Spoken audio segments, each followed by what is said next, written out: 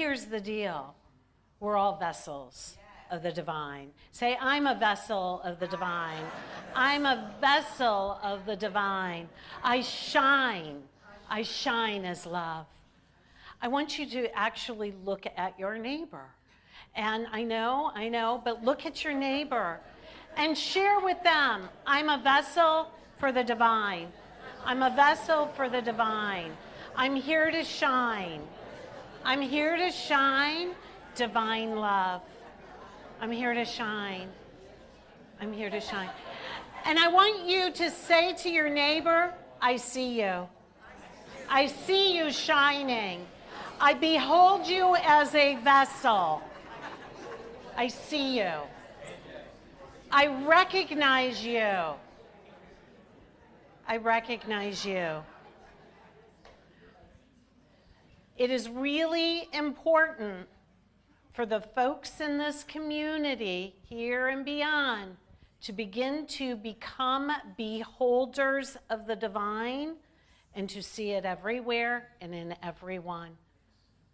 To see beyond a glass darkly, to see beyond the shards of judgment and the way that it masks our vision, that we may forgive ourselves for misbeholding, for not aligning ourselves adequately enough with the vision of Christ, that we may see face to face.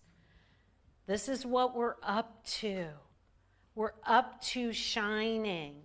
We're up to being the divine. And as we move into the keys to the kingdom, the keys to the queendom, and being conscious co-creators with spirit, holy and divine, we are aligning first. We're bringing our attention and awareness to our spiritual principles and truth. They don't change up on us. And as we endeavor, as we follow the thread of desire, moving from the idea of it being a dilemma, but embracing the hope and the faithfulness that God only wants our happiness. God only wants us to shine, because God's been just waiting to shine through each of us just as we are. Just as God created us. Not to be like somebody else, but to be as God created each of us as individuals and as Christ. Which simply means we're awakened and recognizing God as our source, as our supply. We cease that beggar consciousness that we talked about last week, where we're sitting on the box and we're begging and we're looking outside of ourselves and we're putting out our hands begging for alms, and somebody reminds us to look within the box and we're sitting upon a box of gold. And so the idea is that we begin within first, with the spiritual principle that predates Jesus: as above, so below, as within, so without. This is law. This is the way it works. Right there. And so our whole pathway is about bringing our awareness to God as our consciousness and as the fulfillment of the desires of our hearts. That desire is placed there, is divinely placed there to get our attention, and that we aren't to suppress it. That's when we get into the dilemma, but that we're to embrace it, look at it, and question with curiosity. Is this expanding love? How does love want to show up? And developing our spiritual maturity to the point where we know that God is the source, substance, and supply. And the more we focus our attention and awareness there, the more it expands. What we focus on increases. You see, we're taking our unity principles, but we're shifting them ever so slightly. In the way of mastery, we're committing to mastery of our thoughts, our beliefs and our feelings to align them with God consciousness, because something else is seeking to happen. And this shift is subtle, but we've been working really hard in our metaphysics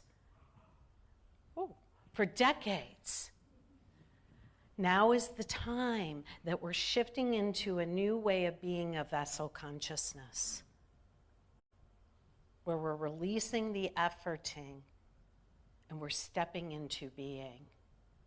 And this is the subtle shift, the evolution of our teaching and our consciousness. We're moving love and law together, that we embody the teaching. Are you guys thinking, what the heck is she talking about? Or do you does it feel like you're with me? Doesn't matter. Either way, you're here. So something of what I'm saying has been co-designed by us, and everybody's getting exactly what they need. And I have no idea how to do that. No idea whatsoever, but God does. So everybody's getting a different message. I notice that when I'm standing in the narthex after service, and people tell me what they think they've heard. And I'm pretty sure I didn't say it, right? So I want to share a story with you. And the story goes something like this. This is actually a true story. Many, many moons ago, when I was a brunette, without color, many moons ago, I moved out. I grew up in Toledo, Ohio. You guys know that, flatlands. But up in Michigan, about an hour north, we had kind of like our Mount Trashmore here, except it was converted into a little skiing hill in the wintertime.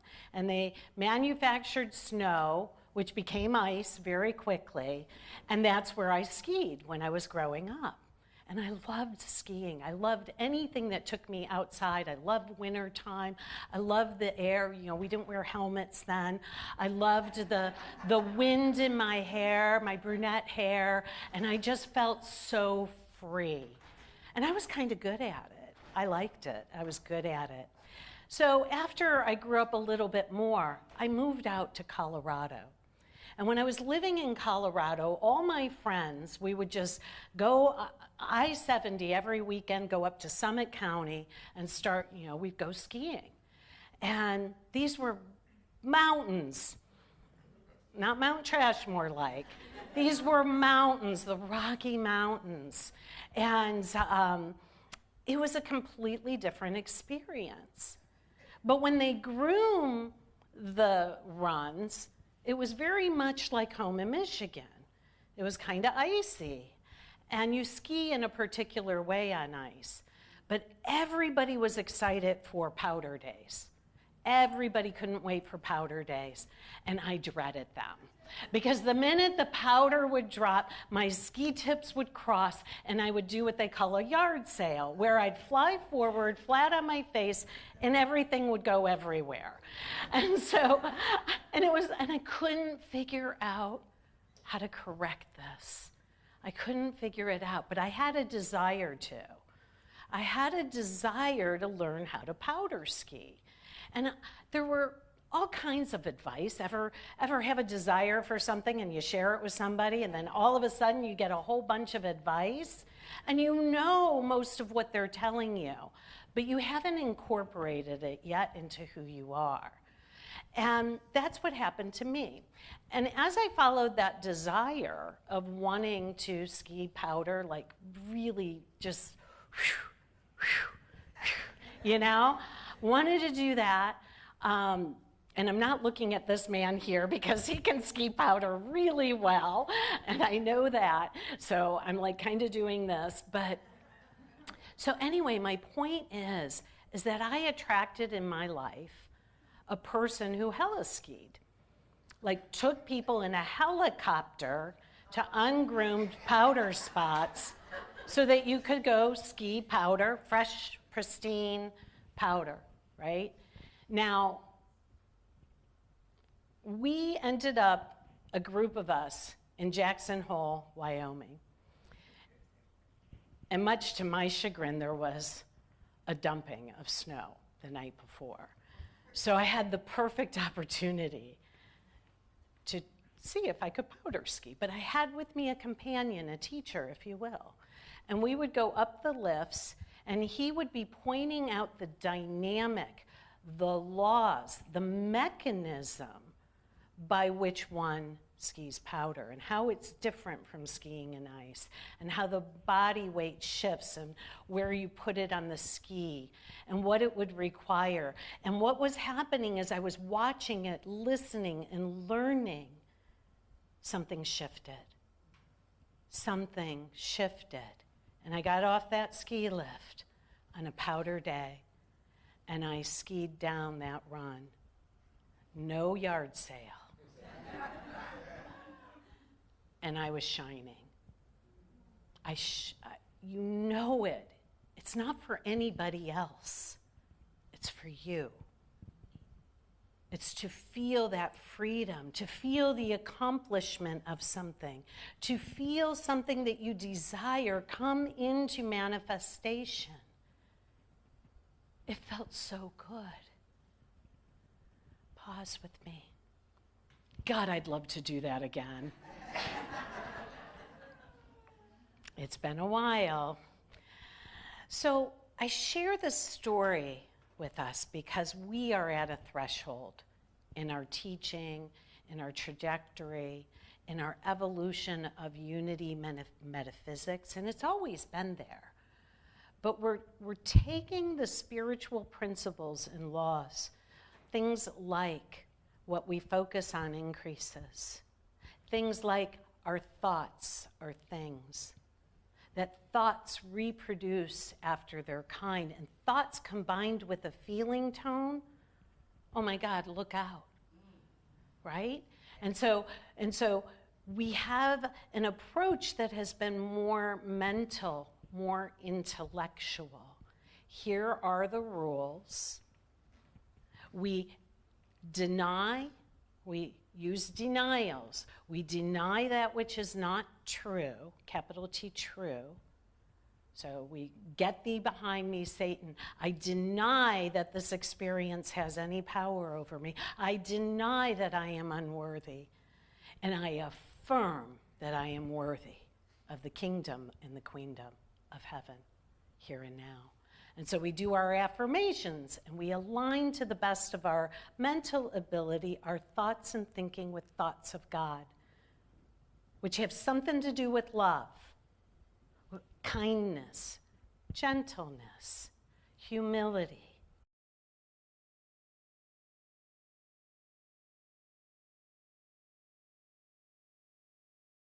Me trying as hard as I could to ski powder when it wasn't a part of my embodiment yet, when it wasn't a part of my knowingness, I struggled and I efforted.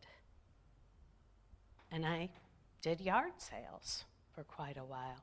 But something shifts when we go from the head to the heart. And a different intelligence kicks in. And that different intelligence,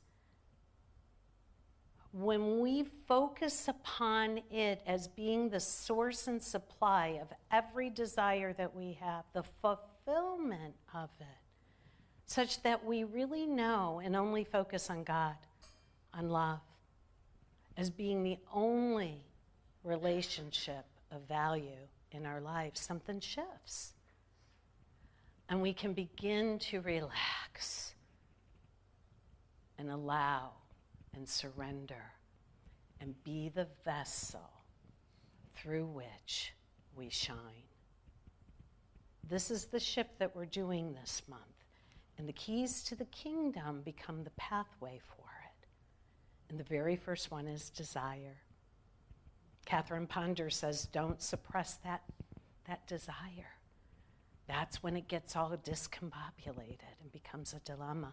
Instead, we embrace it. Emily Cady, these are unity teachers I'm referencing. Emily Cady says that the desire within you is placed there by God itself. and that God is knocking on the door, has this divine urge to express through you the desires of your heart. Desire is the first step in this co-creative process. It's the first step.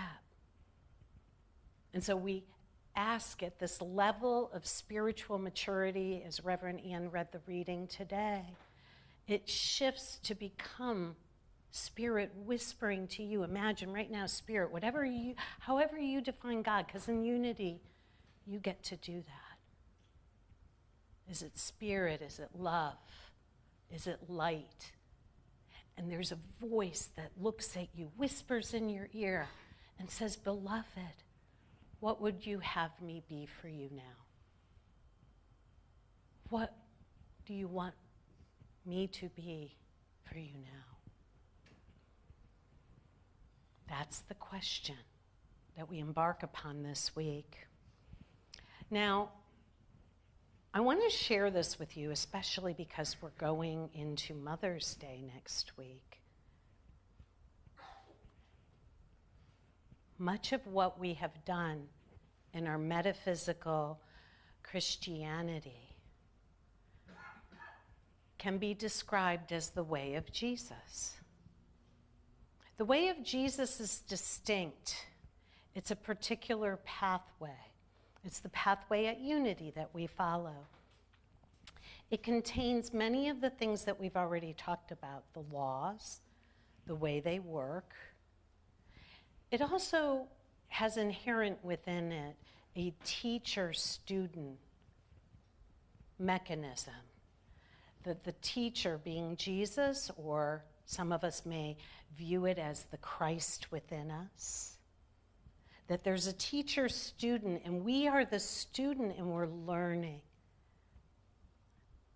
Much like the skier who was teaching me how to ski in powder. And the many teachers that each of us have in our lives that teach us. It is said that when the student is ready, the teacher appears. And what I add to this is that when the student is really ready, the teacher disappears.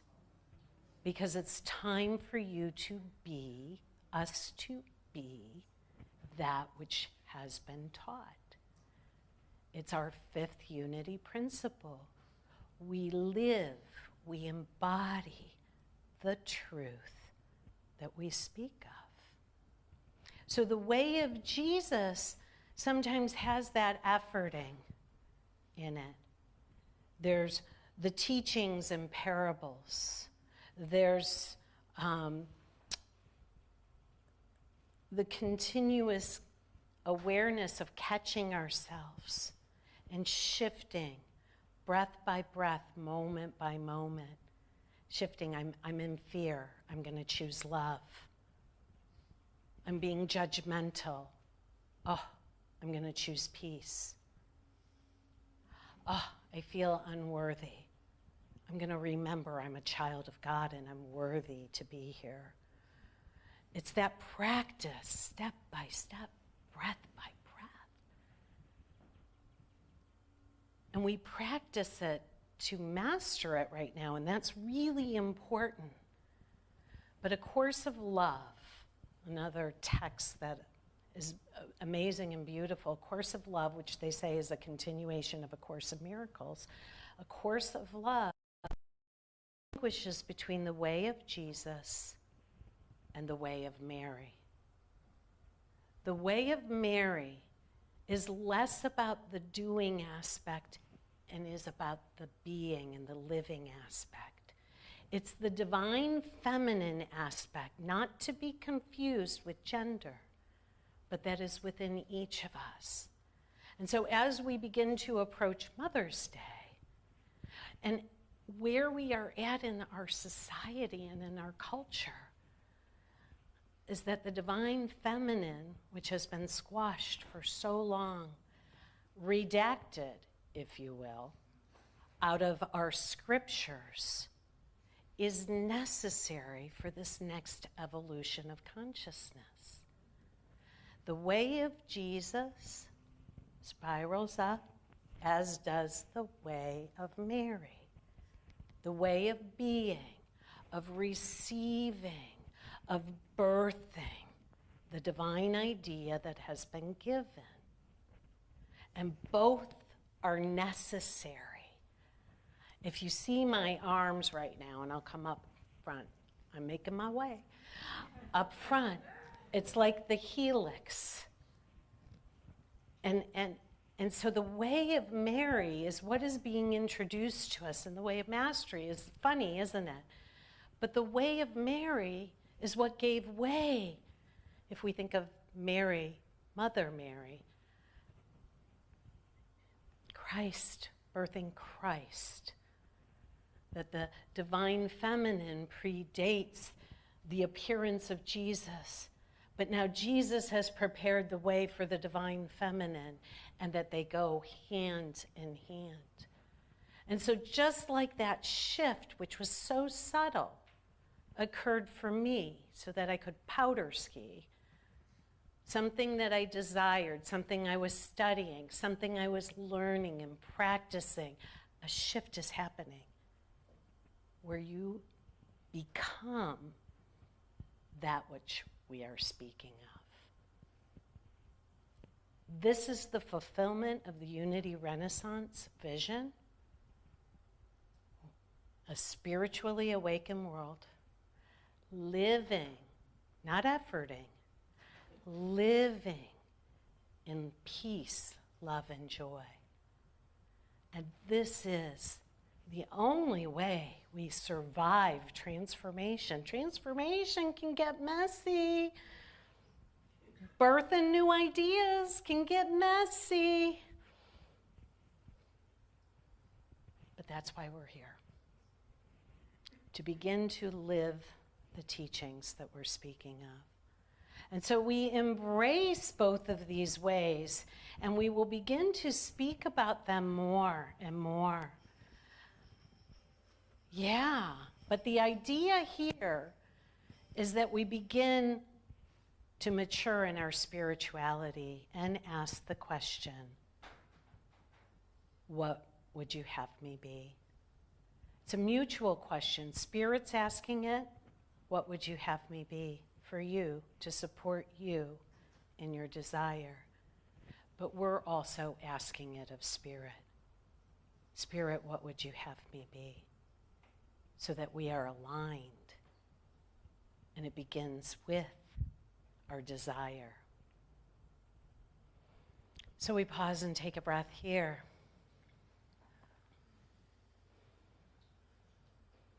There's something alive within us right now that is seeking to emerge, and it's a more comfortable, joyful, happier, effortless way of being. And it occurs as we bring our attention to God consciousness as our supply.